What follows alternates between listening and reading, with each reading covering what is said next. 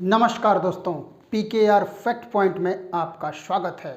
मित्रों, आज इस चैनल के माध्यम से हम भारत की सबसे बड़ी एडमिनिस्ट्रेटिव सर्विस IAS के बारे में बात करेंगे।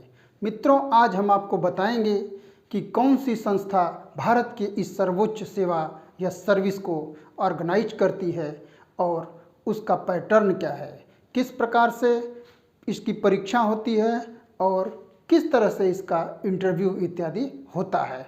सबसे पहले मित्रों, एक बेसिक जानकारी के लिए हम आपको यह बताना चाहेंगे कि ये परीक्षा किस प्रकार से ऑर्गेनाइज की जाती है, इसमें कितने पेपर होते हैं, कितने अंकों के हैं, उसी बारे में हम आपसे चर्चा करेंगे।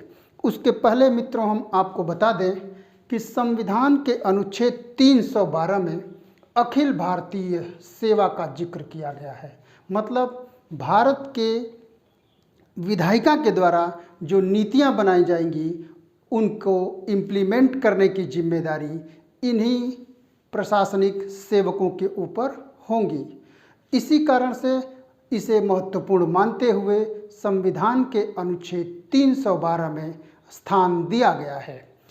अब मित्रों, इस परीक्षा को कराने वाली एक संस्थान होती है और वो संस्था, उसको केंद्र स्तर पर हम संघ लोक सेवा आयोग और राज्य स्तर पर लोक सेवा आयोग कहते हैं।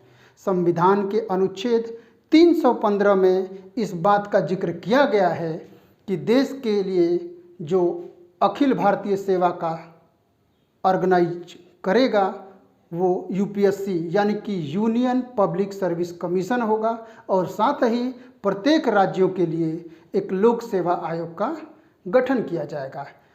मित्रों, एक बात हम आपको बता दें कि यदि राज्य की विधायिका चाहे, यदि राज्य चाहें तो संसद से इस बात के लिए गुहार लगा सकते हैं कि 2 या 2 से अधिक राज्य मिलकर केवल एक जो है प्रशासनिक सेवा की व्यवस्था कर सकते हैं।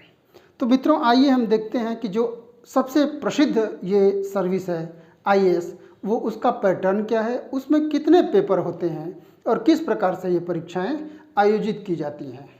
तो आइए मित्रों देखते हैं।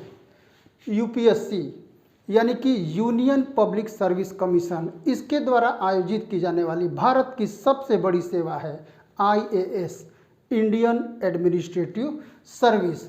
और इसका एग्ज़ाम पैटर्न हम समझने का प्रयास करते हैं।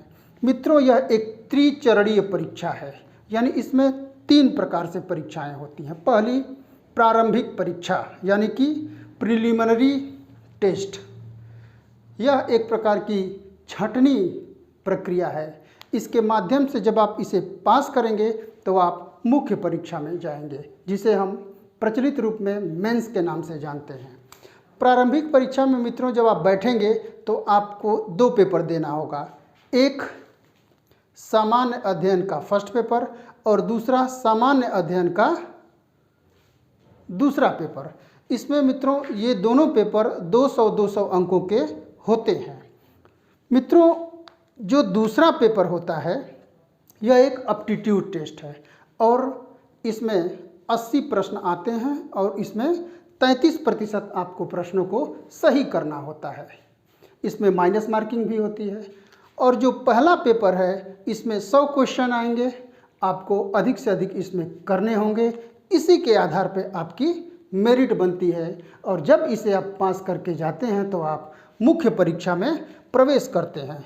जैसे ही मित्रों आप मुख्य परीक्षा में प्रवेश करेंगे तो यह एक विश्लेषणात्मक और व्यापक पैमाने पर लिखित परीक्षा है।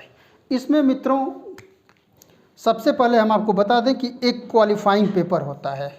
इस क्वालिफाइंग पेपर में एक 300 नंबर का इंग्लिश का पेपर आता है और लैंग्वेज हिंदी का 300 नंबर का ही पेपर आता है और आपको इन दोनों में मिनिमम 33% पा करके आपको क्वालिफाई करना होता है। इस क्वालिफाइंग में जब आप पास होंगे तभी आपकी मुख्य परीक्षा की अन्य कापियाँ चेक की जाएंगी। अब देखिए मित्रों, एक पेपर जो मेंस में आप जाएंगे यानी मुख्य परीक्षा में, तो एक पेपर होगा निबंध का और निबंध कितने अंकों का होगा? 250 अंकों का। फिर इसमें जनरल स्टडी के 4 पेपर आपको देने होंगे, जिसमें एक है GS first, GS second, GS third और जीएस फोर्थ। ये काफ़ी अपने आप में एक वृहद पैमाने पर सिलेबस तैयार किया गया है। और इसके बाद मित्रों ये सभी जो चारों पेपर हैं वह 250 अंकों के हैं। अब जब आप जीएस के पेपर दे लेंगे तो सबसे अंत में आपको एक वैकल्पिक विषय ऑप्शनल सब्जेक्ट चयन करना होगा जो 500 नंबर का होगा। यह यूपीएससी द्वारा निर्धारित एक विषयों की लिस्ट है, उसमें से आप कोई भी विषय रख सकते हैं, चाहे उससे आप ग्रेजुएशन किए हों अथवा न किए हों, बशर्ते आपको इन 500 अंकों के प्रश्न पत्र का सामना करना होगा, उसमें आप पास करिए। और जैसे ही आप मुख्य परीक्षा पास करेंगे आप सीधे इंटरव्यू में चले जाएंगे।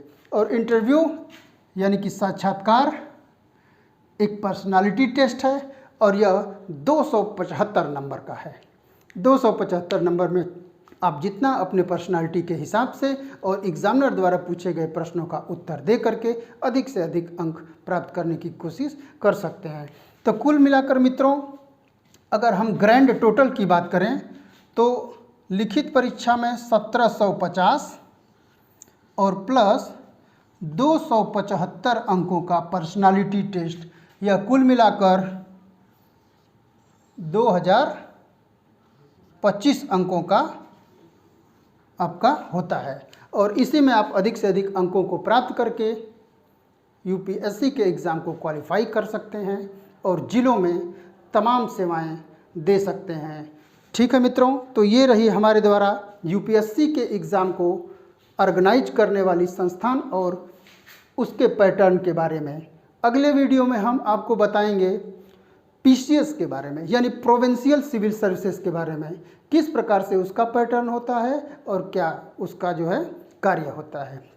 मोटी मोटा मित्रों आप केवल इतना मान लें कि जो ये अखिल भारतीय सेवक होते हैं ये भारतीय प्रशासन के मेरुदंड होते हैं।